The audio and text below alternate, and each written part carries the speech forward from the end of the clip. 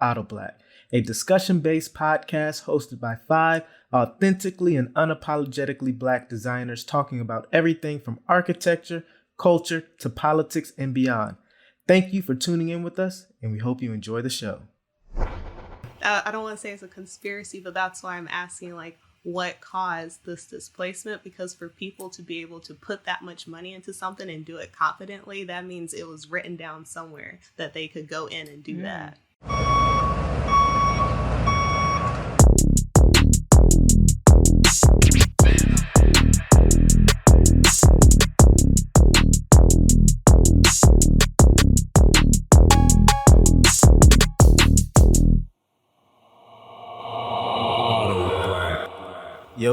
Yo. Welcome to the show. My name is Robert Grooms, and I am your host for today. And as always, I never come alone. I'm with my group of wonderful friends. I got Jamar Moore with me. I got Perla Durandis. I got Whitney Irvin, and I got Xavier Scipio. And together, we make up AutoBlack. So we got a good show for y'all today. First of all, let me check in with everybody in my Kurt Franklin voice. What's up, family? Hello. Hey, look, I'm not going to be his son. I'm not going to be his son. I refuse to be his son. Yeah, don't curse us out. Yeah. You know, I can never hear a Kurt Franklin song the same way again. But he won't. He wasn't wrong though. I'm not mad at him. All right, but today we are going to be talking about a very polarizing subject, in my opinion. We're going to be talking about the G word, gentrification. And, what's interesting is that I feel like it has become a term that's become so polarized over the last decade to the point where it's no longer really just describing a phenomenon, but more so it's become an adjective. People talk about, oh, you see that new building right there? That's gentrification. And I just want to hear y'all thoughts on it because, my personal opinion, I think so many people throw it out without really understanding what it means in its full in its full completeness and understand the push and pull, the pros and cons. They just, it's a weaponized word that's just thrown out there. So I want to get y'all perspective on it, and I think we'll have an interesting discussion on it. So first thing first, the question is, to gentrify or to not gentrify? What's the real threat to disenfranchised communities?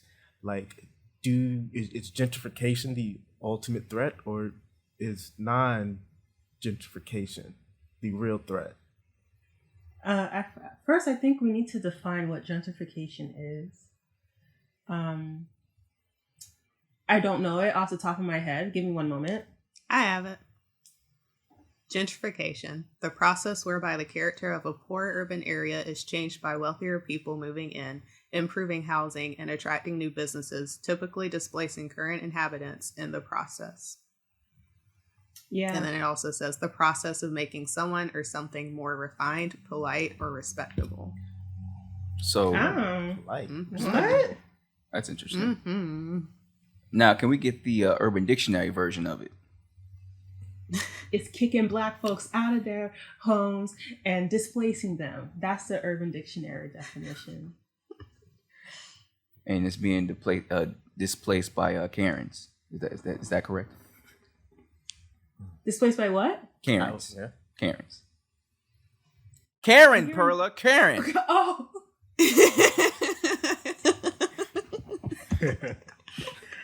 Sorry. I think another important point is thinking about how America is set up and how we're not actually a mixing pot. It's more like I think it's like a tossed salad or something like that, where communities. So growing up in Brooklyn, there were specifically Jewish communities, specifically Hispanic communities, specifically Black communities. So when one community is sort of isolated like that and they don't have the resources to sustain themselves, it makes them more vulnerable to things like gentrification. Mm-hmm. And for real, you have really like a first-hand perspective. Like you, from the poster child city of gentrification, and that's Brooklyn. So like you really have a unique perspective over the past 30 years of 20 something years of watching of just watching Brooklyn sort of transform. Yeah. So when we left, well, I left for college in 2009, 2010-ish, when the new stadium, the Brooklyn Nets Stadium, got built. That was sort of like the beacon for the Brooklyn really changing, the biggest change. So before I left, there was really no white people in my neighborhood. And then every time I came back for summer or like a Christmas break or something like that, there'll be more and more white people in the neighborhood. So, and I grew up in like Crown Heights, right below Bed-Stuy. Bed-Stuy definitely changed a lot throughout those years, and Crown Heights has changed along with it as well. So let me ask you this: but prior to the Brooklyn Nets Stadium being built, like what did Brooklyn look like before then? Because there's always tellers of an area that is letting you know that it's about to go through a change. And like, was there any of that beforehand? Because we always have that argument. Well, the community needs to get involved.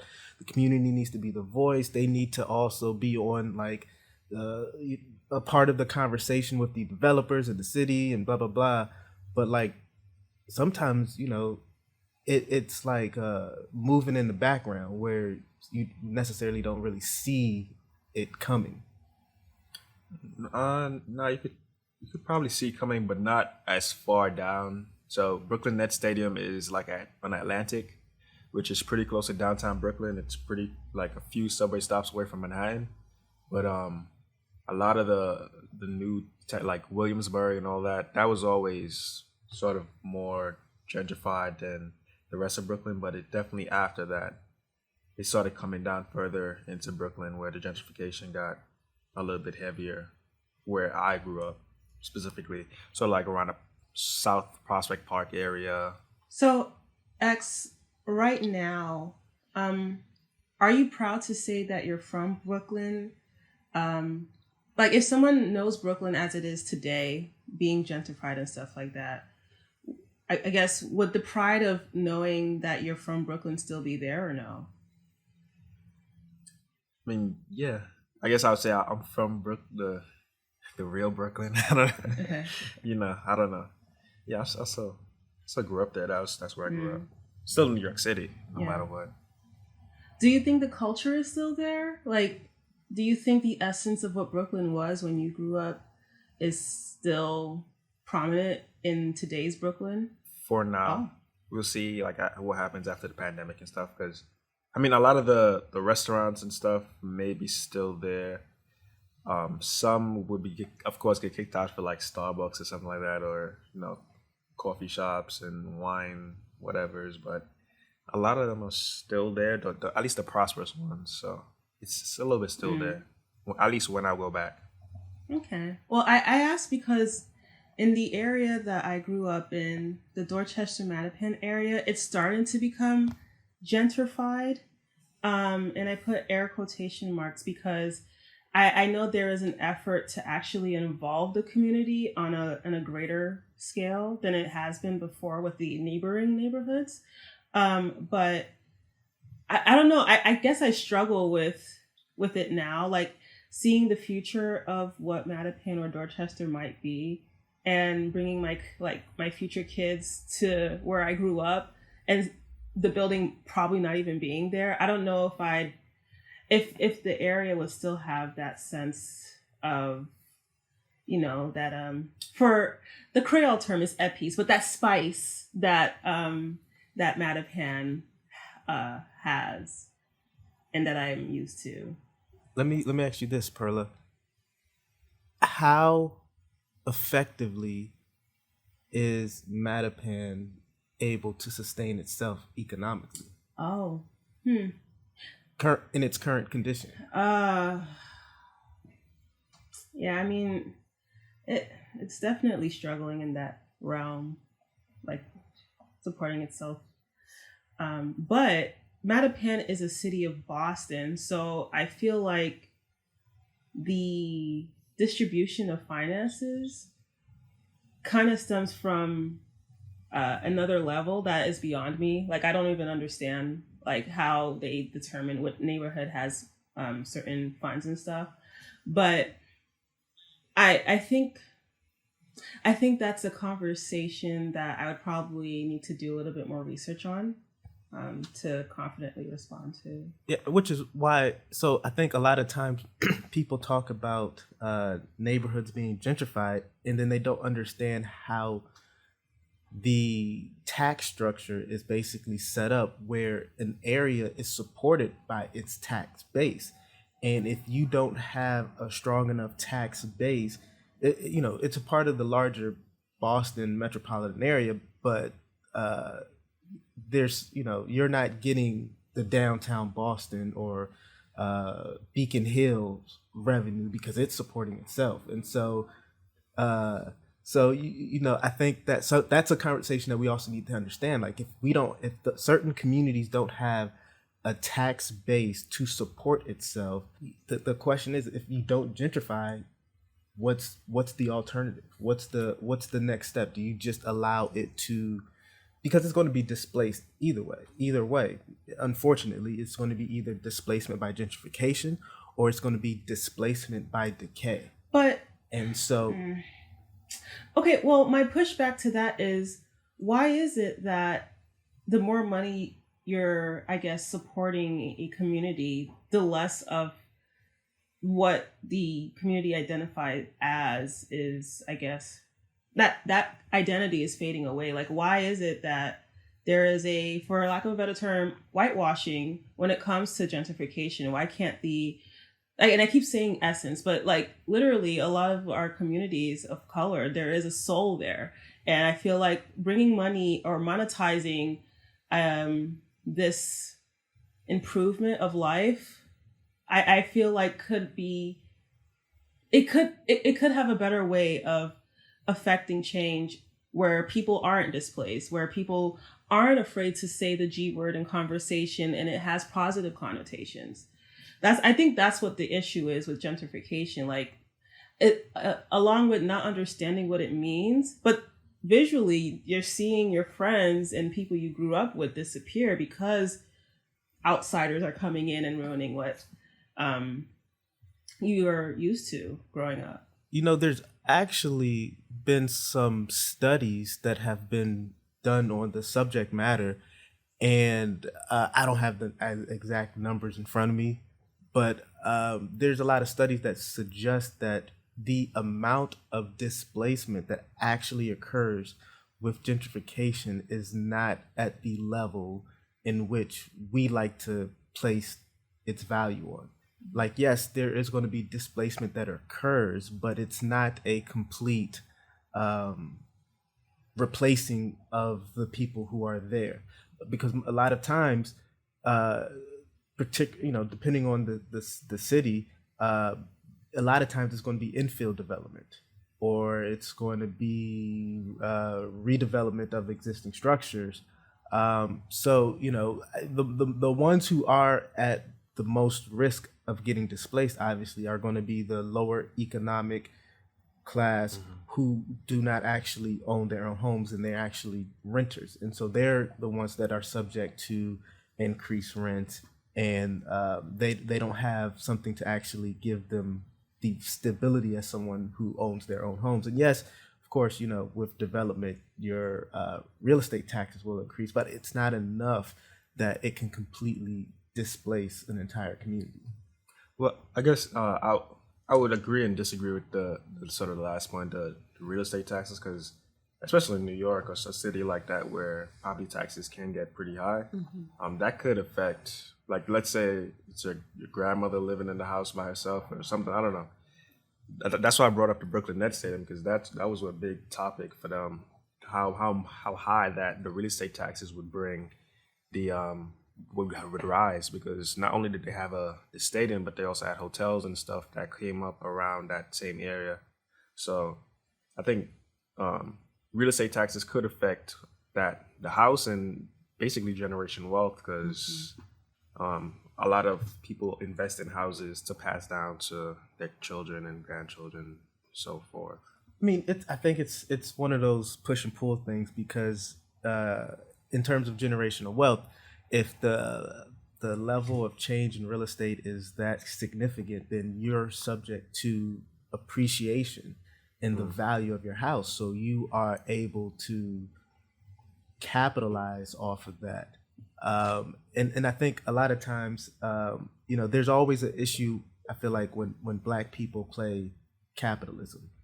And so it's like if somebody who has been in that community for a long time and they decide, hey, my house has increased in value by 40%, I'm going to sell it and I'm going to get out of here. There's always a negative look towards them, because as you said earlier, Perla, it's gentrification many times is monetizing off of the culture that's already been established there. Yeah. And that's my issue. And going back to the whole definition of gentrification, I feel like it's problematic. When Whitney, part of the definition is displacement of families and stuff. And then the secondary definition was improving, or I forget what it was. The process of making someone or something more refined, polite, or respectable. I mean, come on. Like that is very problematic. And that term, maybe it's just a different term that we need to throw out there in terms of like improving communities that's self-sustaining. I don't know what word we would use for that, but. Well, let's talk about who are gentrifiers and what does gentrifiers look like. So, can Black people be gentrifiers? Yes. It's an economic class thing, not necessarily a race thing, but because we're in the United States and most people of color are economically in middle to lower classes, it looks as if, they're pushing out people of color in their cultures, but actually they're pushing out poor people in general. So not to throw anyone under the bus, but if, for example, Jamar was moving into a new multifamily building. Perla. Huh? Perla. Yes. Hi. Good morning. I just want to know, Good morning. Is Jamar a gentrifier? Yes. Because he's living... I can use myself as an example. So when I moved to Plaza Midwood in Charlotte, my last semester there, I did research on the economic class and race and age of the people who lived there from the 1980s to like 2018. And basically the race portion of it did not change, but the economic class increased. Because I noticed that there were a lot of Black people who lived in my building. And initially I thought, this is a gentrified neighborhood. I'm not going to really be around that many people of color. But really it was more well-off people of color moving into the place just as much as white people. But isn't that what we want? Don't we want that mix of socioeconomic class? Yes, we want more of a mix, but when it comes to gentrification, I feel like there is no mix because you're completely pushing out the lower class and you're not letting their voices be heard. They don't have a say in what's there anymore. Their culture is gone because I don't represent the people who lived in Plaza Midwood before. I'm a completely different. I grew up differently. I don't identify with that. So I feel like most of the people of color in that neighborhood don't bring that same type of culture, the spice that Pearl was talking about earlier in her neighborhood. We don't bring that. We bring something completely different. So also let me point this out. I think sometimes we speak on behalf of the lowest income, lowest economic status people that live in those particular communities and say they don't want this. But in fact, I think if you talk to them, and I'm just speaking on behalf of an article that I read, it's like, yeah, they want this change. Yeah, the spice and the flavor that this community brings is nice, but I'd rather have walkable streets. Yeah, I'd rather have a park with no trash in it. But they want to be able to afford to stay where they are. but they get, what they want, and then they can't afford to stay. They have to leave. That's the biggest issue. I feel like gentrification is like, yes, it improves the area, but it doesn't improve it for the people who lived there before. I'm curious to know who wrote that article that you're talking about, Rob. Was it on The Root? If not, I don't trust it. It's from the Kinder Institute from Rice Yeah, I don't trust it. University. No, I'm joking.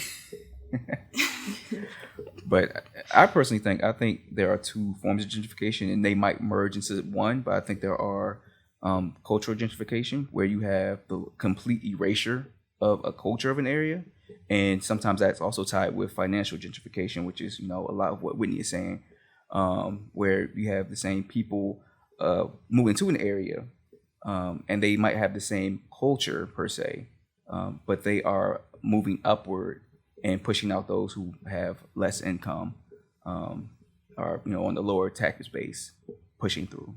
And I also feel like the issue too is that in those communities where the lower class has been able to stay, the majority of people who have moved there don't represent the same views as those people, and don't go to community meetings per se. They don't vote the same way. So like that also forces the neighborhood to change in a way where people can't sustain their lives there.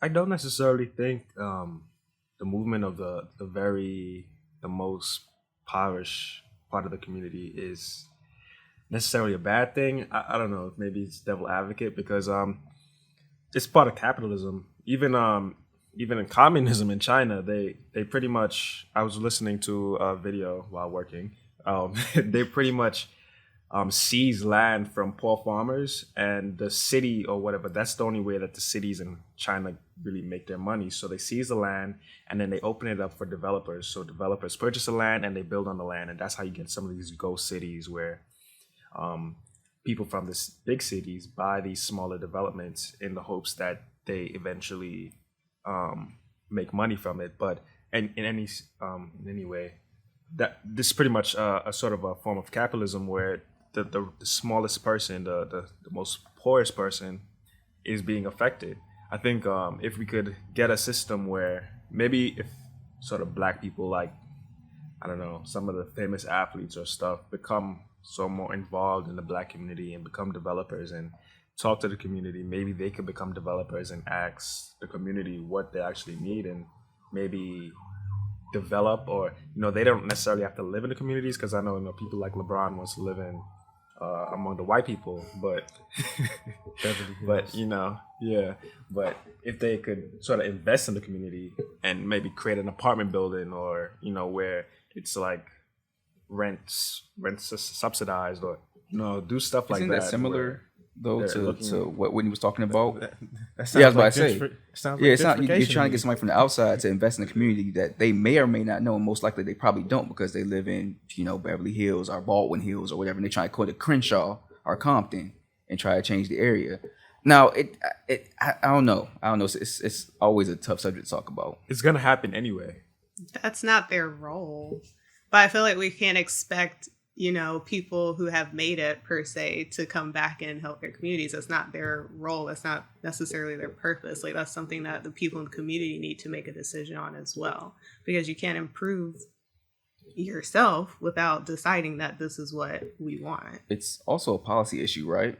Because this gentrification starts back. You could argue it starts back in the '60s when they started to, demolish, urban areas that were occupied by people of color, mostly black people, and most of that land sat vacant for many decades. And now it's like with the white flight or the white return or the return of the millennials into the city.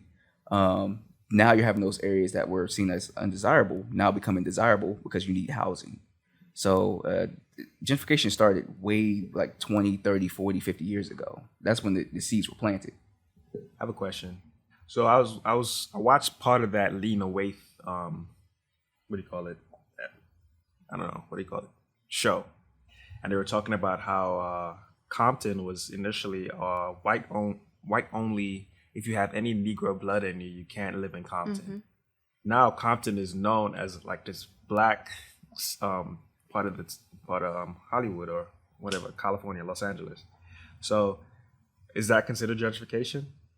That the black people came in and pretty much kicked out the racist white people? They moved. That were living They there didn't before? kick them They out. moved. They left. They left the white flight. And it was under the guise of a black person be able to afford it, but then they have like the, what was it? Not the mortgages or something on it. The percentage was so high. Yeah. So no, it's when the return of that cash base starting to return back to the city. That's when it started to become, gentrification. I don't think black people could gentrify at that time. I would say it's displacement. Yes, it's displacement, but it was a choice because they could still afford where they lived. And that's why I feel like it's displacement, not gentrification. Okay. Because I was going to say, from a white perspective, it could seem like gentrification because, they're being forced out of their homes. They weren't where they forced. don't Because of policy, though. Racist. Because of the redlining, because of the mortgages, because of all that thing. It was a policy issue because they knew that if black people moved to that neighborhood, that they would not be able to get the same type of mortgage rate that they would if it was an all-white neighborhood. Or they wouldn't be able to get the same type of financing and all that. Yeah, there's a difference between voluntary displacement and involuntary displacement. And I think when white people move from the situation you just described, that's a voluntary, chucking up the deuces, fading out in the background. Check this out. So like Baltimore has consistently lost population for the past 5 years. Like its population is decreasing. And so because of that, like it's involuntary displacement because there's some blocks of Baltimore, man. You drive down and like the entire block is abandoned. You got like full grown trees growing through the roof of row homes, and the only thing that's standing is just the front facade. And so there's so much abandonment that the city can't keep up with demolishing some of the buildings. And so that's involuntary displacement because there's nobody left. And so I'm looking at Baltimore, and I see DC is 30 miles south. And I see what DC has done, and DC is becoming the second poster child of gentrification. And DC is becoming so expensive that people are leaving because they can't afford it. And so in my mind, and in particular, and I think the pandemic has helped accelerate this because now with the changing of the work environment, you don't have to live in the city that you're working on. So now I see this as like a perfect setup because Baltimore has a grit to it that DC doesn't. DC is pristine and it's clean, you have the federal government, so there's this facade on it. But Baltimore has some grit. There's like industrial buildings, there's old warehouses, there's like piss in the streets. People love that kind of stuff. Speak for yourself. And so, there's that little bit, it's a little bit of grime. People like that grime, right? You get you a nice loft downtown or whatever. So I see Baltimore being what DC is 20 years behind DC. And I see that like it's starting now. You can already look at the number of developments that are starting to happen. I mean, they just broke ground on the infrastructure where Kevin Plank of Under Armour is basically building his own new city. Like he's building his own new city that's going to be headquarters of Under Armour. There's so many other different developments that I can point to, but it's all very sort of contained. And like I see the shift, and I am somebody who's not from Baltimore, but I'm trying to get in on it. Like I'm trying to get my foot in that real estate threshold because like I see that the change is coming. And I'm someone who wants Baltimore to be gentrified just because Baltimore is just really unable to sustain itself. I mean, even in some of the more stable communities, you still got like abandonment. So question, what is the reasoning and why is there so much abandonment? because I'm wondering if that was already in place to lead to gentrification, because gentrification happens way before you start seeing the development. So were those people purposefully displaced? I will say really quick. I'll just jump in. Since you were saying, it was 5 or 6 years that Baltimore has been losing growth. For reference, Freddie Gray was killed on April 12th, 2015.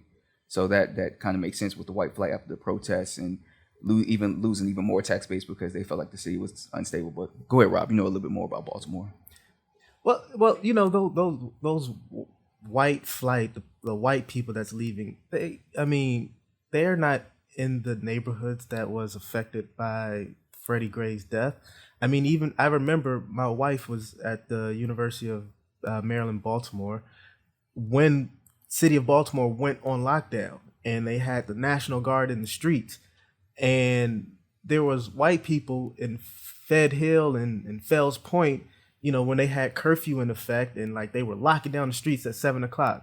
White people were posting Snapchats of them walking through the streets, going to the bar, saying, "Yeah, the lockdown don't affect us." So they won't affect it by. And I highly doubt. I don't have data on this, but I highly doubt it's those people that are moving out the city. It's the people who are living in West Baltimore and East Baltimore, and like their block is just deteriorating. I have a feeling it's them that they're leaving. But Baltimore is as great as a city. I love Baltimore. The government is corrupt.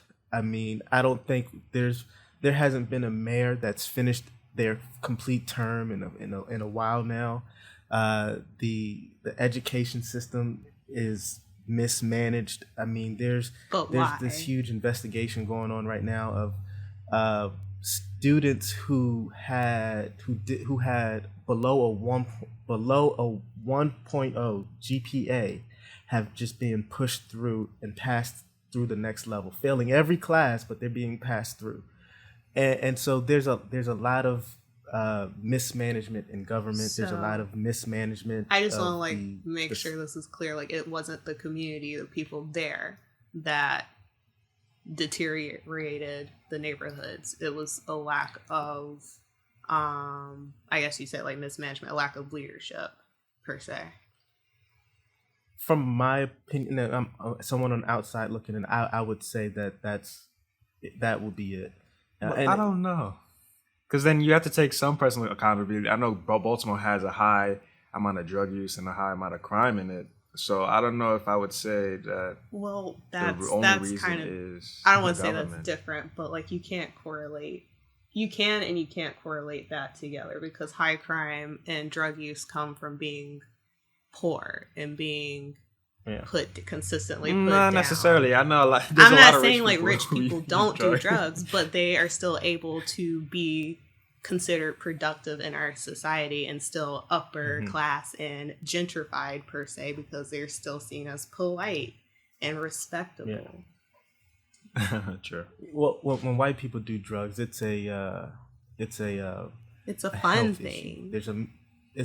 But when they get in trouble for it, it's medication. It's a public health crisis. Whereas in Baltimore, when black people in general, it's criminalized. But check this though, like with all the mismanagement at the city government and all the corruption that's in Baltimore, when you have Under Armour putting billions of dollars into building a brand new part of the city, when you have Amtrak, they're redeveloping Penn Station here, and it's a multi-million-dollar project. When those white folks are putting that kind of money, like they don't gamble. So when they're putting that kind of money into a project, they are going to ensure its success. And so that's why I don't all want this to say corruption, it's a all this conspiracy. crime, that's gonna. I don't want to say it's a conspiracy, but that's why I'm asking, like, what caused this displacement? Because for people to be able to put that much money into something and do it confidently, that means it was written down somewhere that they could go in and do that. Mm-hmm. Yeah, that's a good point. Because, like, just in the minuscule scale of things, well, it's not necessarily minuscule, but thinking back in our education, we have architecture that's focusing on one particular area, but then urban design thinks about it on a grander scale, and they are anticipating it to last years. So I'm pretty sure there is some sort of group discussing something about the future of a particular neighborhood or city and what they can do from now until reaching their end success goal. So that's a good point. Because like their reaction with the National Guard was just overdone to begin with. So it kind of just makes me think like that's just a part of their plan. I think it's like Detroit in some sort of way with Baltimore. Both cities had sort of a white flight from the city to the county, and they're two different tax bases. So when you have that, the sort of the money moves out, and then the black people who can't afford to move to the county stay until they could afford to move to the county, and that's what you're having, this sort of second wave of movers out from Baltimore City to Baltimore County right now, and then sort of the poorest of the poor remain in the city. I feel like no city near DC is ever going to be allowed to deteriorate because it's too close to the capital. So there's always a plan. Sure. I mean, so like when DC was going through its phase of gentrification, all those people who were undesirable, they got pushed out. They had to go somewhere, so they went to Prince George's County because they couldn't come to Virginia. Virginia wasn't having that. I mean, yeah. So like they got pushed out to Maryland. They weren't going to Montgomery County. They got pushed to Prince George's County. And it's kind of interesting because, I grew up in Prince George's County in the early 90s, mid 90s. And at that point, like Prince George's County was like the most affluent black community. And so you had a lot of like upper middle class black families. And then those same communities that were, it was also affected by the financial housing crisis because a lot of those black families got those subprime mortgages. So when the housing crisis collapsed, so did them because they were victims of predatory lending practices. But, as you saw, those people who were undesirable in DC started to get pushed out to Prince George's County, you just sort of saw a change in the area. I don't know how to explain it, but like there was a change. I feel like we can't blame poor people for being poor with a poor mindset.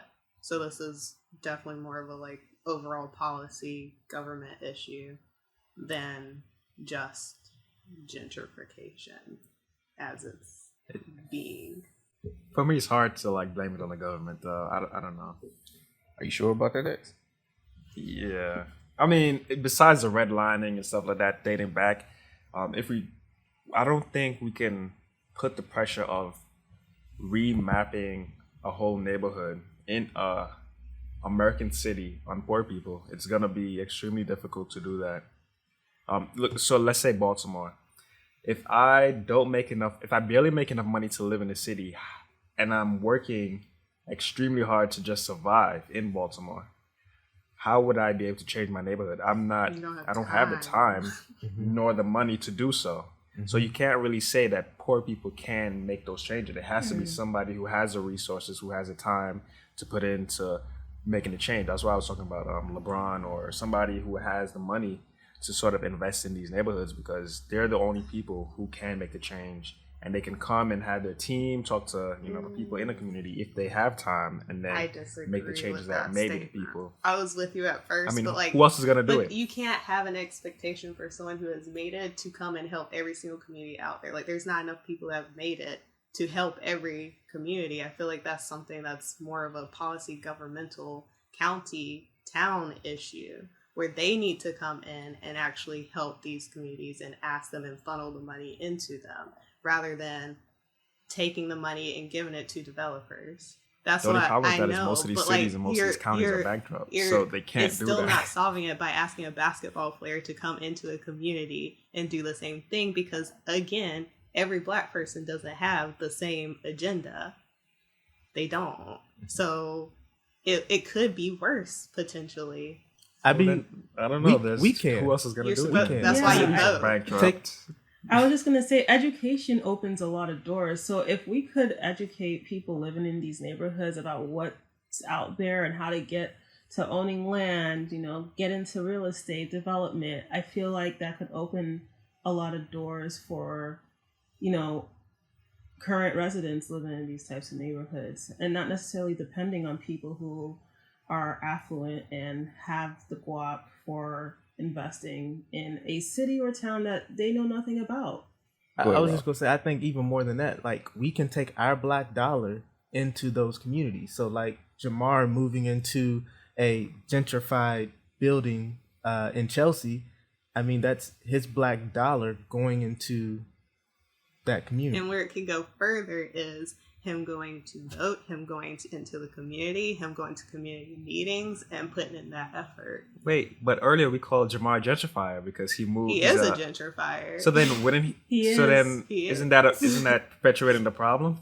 Anyway, That's why this is still a conversation. First of all, I want my name out of all y'all mouths. Maybe if, I want it if out your Jamar mouth. moved to a predominantly what used to be a predominantly black neighborhood, what he lives in now is predominantly, I would say, Dominican. ooh,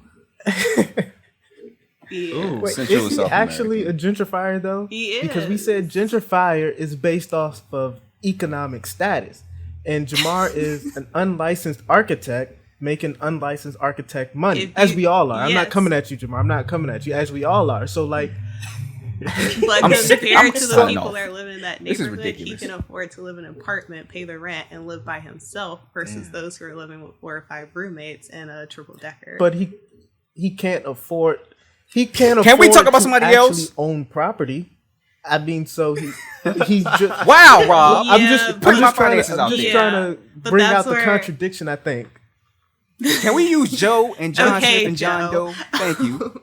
Just for everyone listening, Joe is Jamar. Joe Moore.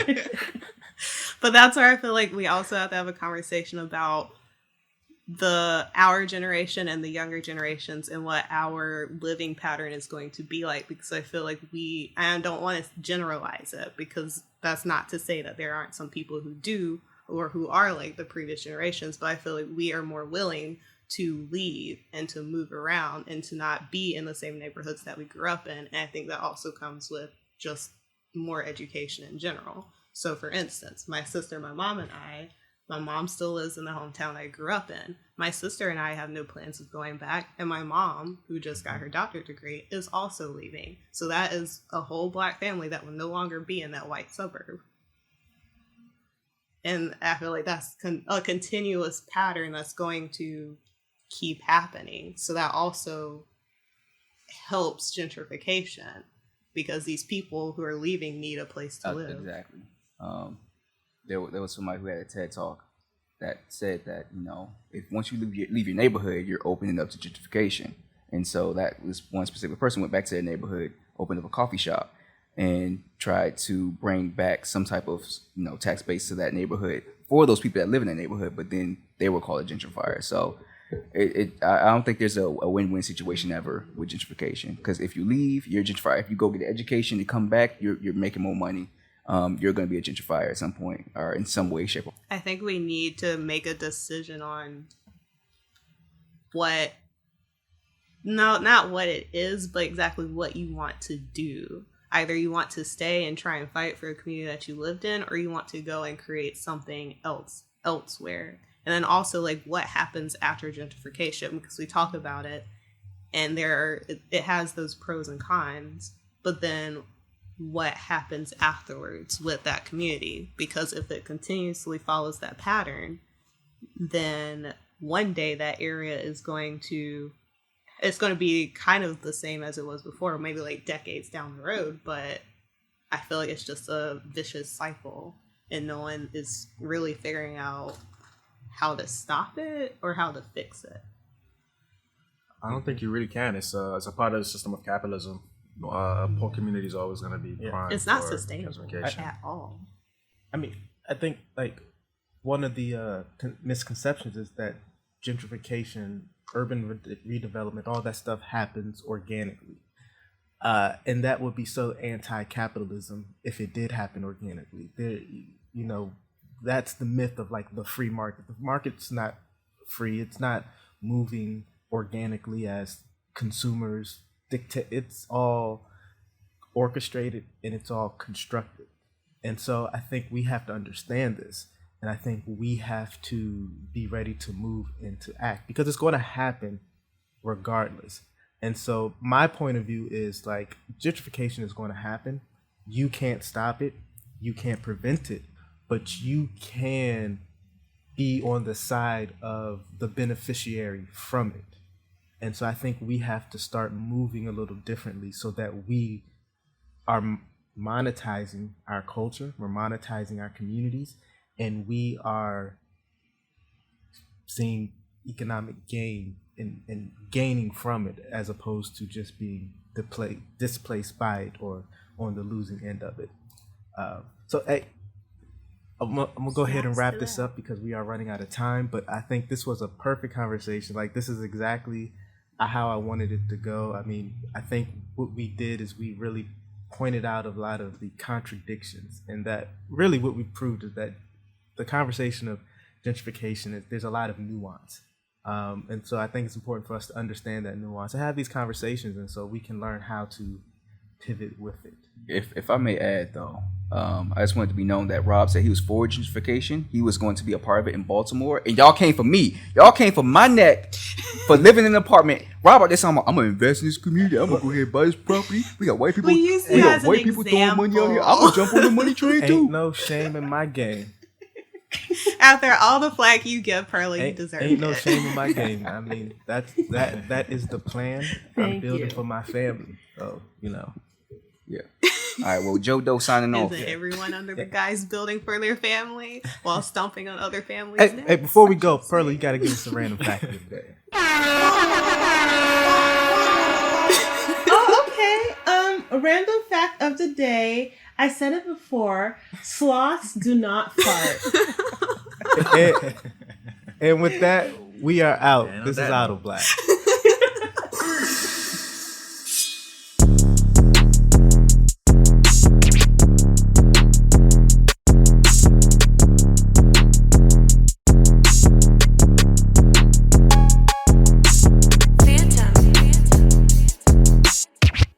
Hey everybody! Thank you for listening to this episode of AutoBlack.